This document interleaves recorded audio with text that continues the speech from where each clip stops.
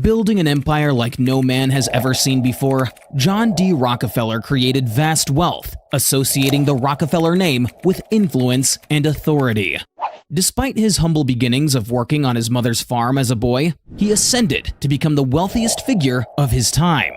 Yet his journey was full of tough times and crucial moments that shaped who he became. This is the story of John D. Rockefeller. John Davison Rockefeller was born on July 8, 1839, in Richford, New York, as the second of 6 children.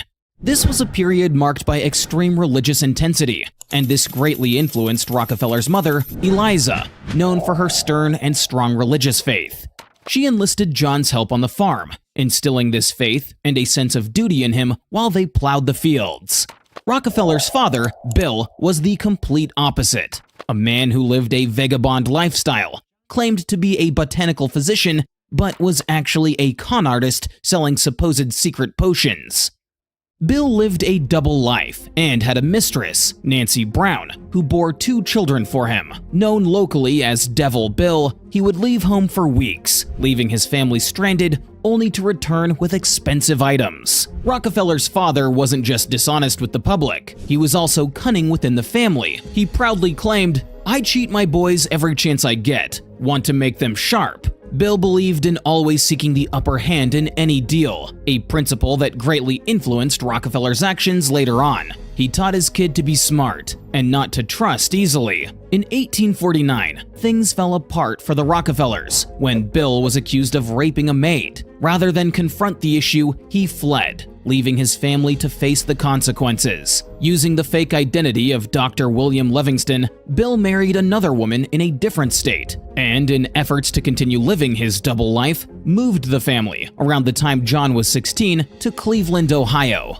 John had always dreamed of going to college, but because the family was struggling financially, especially with his absent father, he had to drop out of high school in search of a job. He found work as an assistant bookkeeper, meticulously reviewing every bill and error, even for a few pennies. Although all his effort was no evidence of the 13 cents he was paid, the knowledge and experience shaped him to be a better businessman. He would also keep a ledger, noting every expenditure, large and small, because to him, numbers were sacred. As his earnings grew, so did his ambitions. At the age of 18, he decided it was time to start his own business and formed a partnership with Maurice B. Clark and George W. Gardner. Together, they pooled $4,000, $800 of which John had saved, and he borrowed an additional $1,000 from his father Bill at a 10% interest. The company, Clark, Gardner & Company, engaged in commodity trading, buying and selling meat and grain. In their first and second years of business, Clark, Gardner, and Rockefeller netted $4,400 and $17,000 worth of profit. Then the Civil War started, and profits skyrocketed for Rockefeller and his partners due to increased demand for food produce by the Union Army. Due to his strong opposition to slavery as a Baptist, John supported the Union during the war. However, instead of participating in a war he was morally and legally obligated to, he paid a substitute, a professional soldier, to take his place, and this was a common action of elites at that time. Rockefeller cited his reasons saying, "I wanted to go in the army and do my part, but it was simply out of the question. There was no one to take my place. We were in a new business, and if I had not stayed, it must have stopped, and with so many dependent on it." Gardner left the business during the war, and it became Clark and Rockefeller. However, as the war was nearing a close and the prospect of wartime profits ending, Clark and Rockefeller looked towards other ideas. Rockefeller never knew that this would be the key to his massive fortune.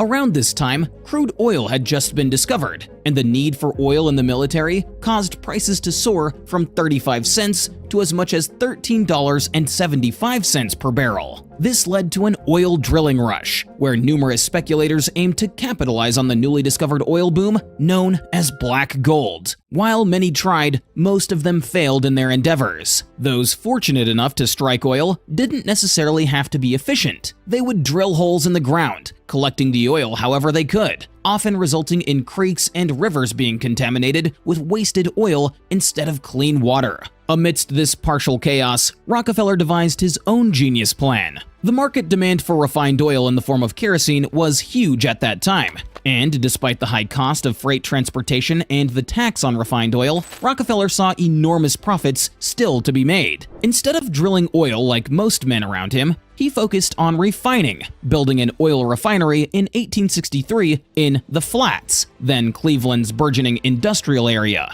The refinery was directly owned by Andrews, Clark and Company, composed of Clark and Rockefeller and chemist Samuel Andrews. Whale oil, which had previously been used, had become too expensive for the masses, and a cheaper general-purpose lighting fuel was needed. While other refineries would keep the 60% of oil product that became kerosene, but dump the other 40% in rivers and massive sludge piles, Rockefeller used the gasoline to fuel the refinery and sold the rest as lubricating oil, petroleum jelly, paraffin wax, and other byproducts. Rockefeller's refineries hired their own plumbers, cutting the cost of pipe laying in half. Instead of buying barrels, he bought wood and had them built for himself. 2 years after the refinery had started, Rockefeller bought out the Clark brothers for $72,500 at auction and established the firm of Rockefeller and Andrews, positioning himself well for the post-war growth in a quickly expanding industry. In the years following the Civil War,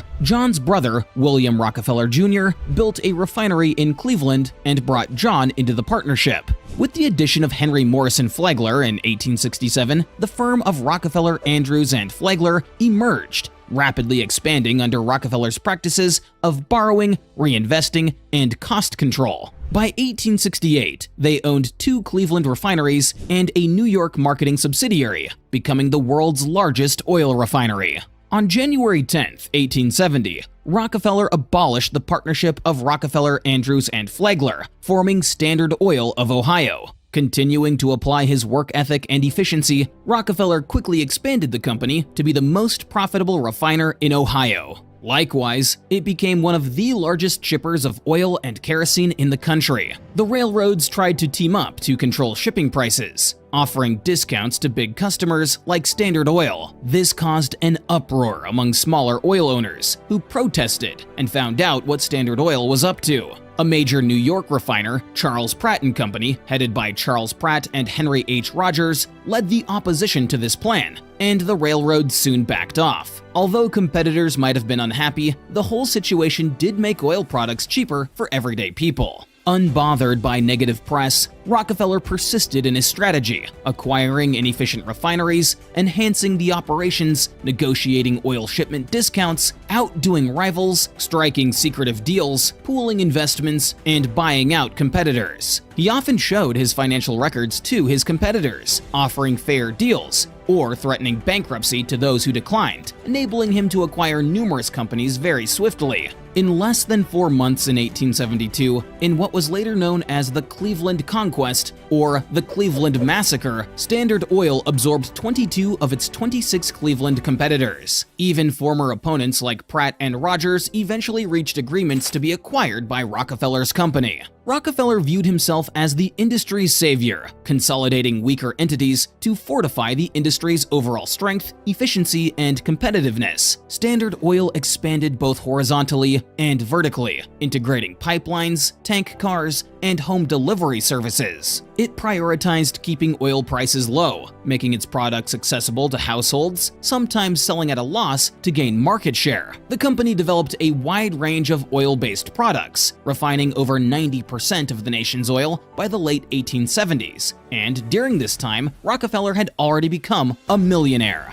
In 1877, a conflict emerged between Standard Oil and Thomas A. Scott, the president of the Pennsylvania Railroad, which was a crucial carrier for Standard. Rockefeller saw pipelines as an alternative transportation method for oil and initiated efforts to construct and acquire them. Seeing Standard's move into pipelines as a threat, the railroad retaliated by forming a subsidiary to purchase and develop oil refineries and pipelines. In response, Standard withheld its shipments and, with the cooperation of other railroads, initiated a price war, drastically reducing freight fees and sparking labor unrest.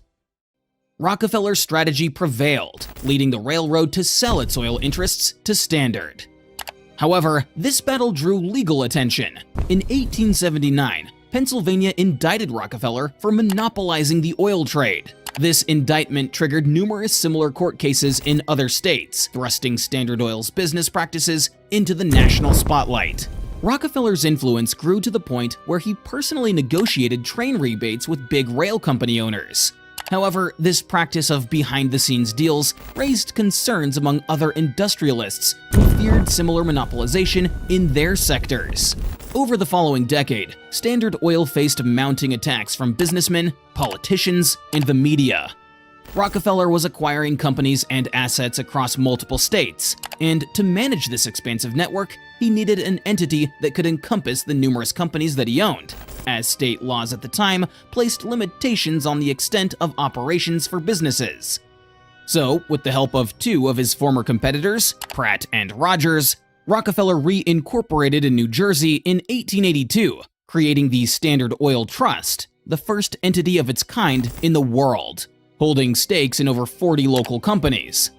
Rockefeller gained a reputation for being invulnerable, consistently triumphing over rivals, critics, and political adversaries, and Standard Oil became the world's wealthiest, largest, and most formidable business, seemingly unaffected by economic fluctuations, consistently generating profits year after year.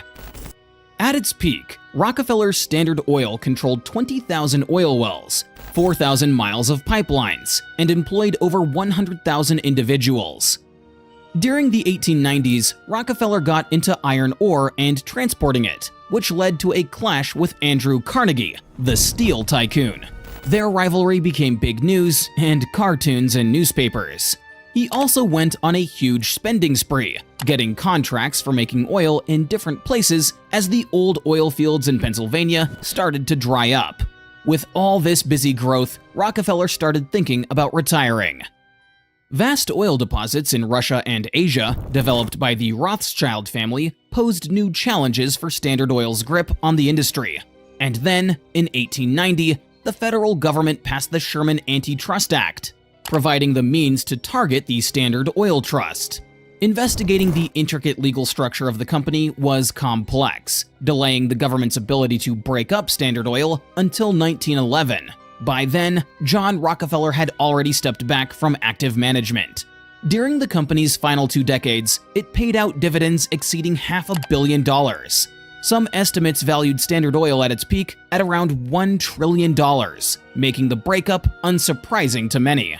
The Supreme Court's 1911 ruling found Standard Oil guilty of anti-competitive behavior, leading to the company's division into 34 separate entities. Rockefeller retained his stake in these companies until his death, and this breakup turned out to be the most profitable event in his life. Rockefeller's ownership of successor companies crowned him as the wealthiest businessman in history, with an estimated net worth of $400 billion. John D. Rockefeller married Laura C. Spellman, a teacher, on September 8, 1864, in Cleveland, and they had 5 children. Rockefeller spent much of the last 40 years of his life in retirement, defining the structure of modern philanthropy through the creation of foundations that supported medicine, education, and scientific research. This had always been his thing since he was a child, giving back certain portions of all of his earnings to church. However, his later years were marked by health challenges, such as moderate depression, digestive issues, and alopecia. These didn't stop him from his philanthropic duties. John D. Rockefeller passed away on May 23, 1937, just shy of his 98th birthday. His legacy endured as one of the most influential figures in American business. Some saw him as a villain with a suite of bad traits: ruthless, unscrupulous, and greedy, as well as a bully who connived his cruel path to dominance. And yet others say he was the best businessman to ever do it.